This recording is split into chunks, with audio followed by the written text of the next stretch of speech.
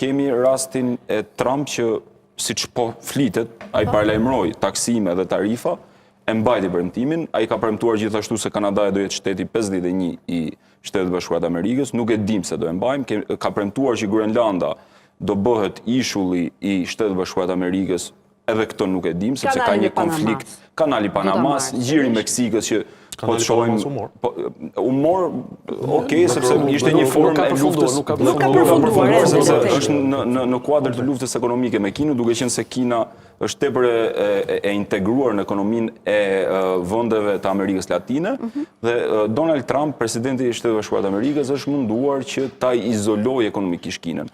Por sa do i arrisë qëllimit që të izolojë një gigantin më të madh botëror, ekonomik, që relativisht ka 5% rritje ekonomike në vit, që është domethënë e hatashme për botën dhe për botën kapitaliste po flasim, sepse Kina ka një sistem tjetër gjysmë kapitalist dhe gjysmë socialist që ka dalë suksesshëm, duke qenë se Republika e Kinës është ende në regjimin totalitar komunist.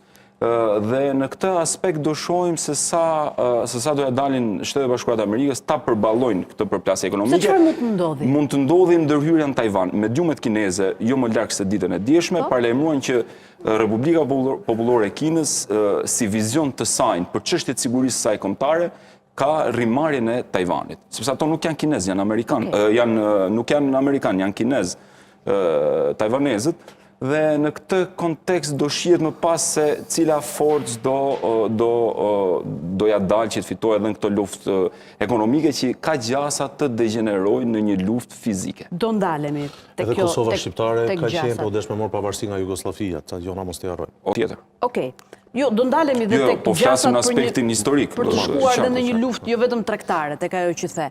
Ledion, me që e nisa te ky lajm i fundit, Emilio Tanina u bashkua me Kinën. Kush e fiton këtë luftë? Kjo përplasje. Për ta vazhduar sa Pra njëra palë nuk të rriqet nga tarifa, e shton SBA-ja gjithashtu nuk të rriqet, në 104%.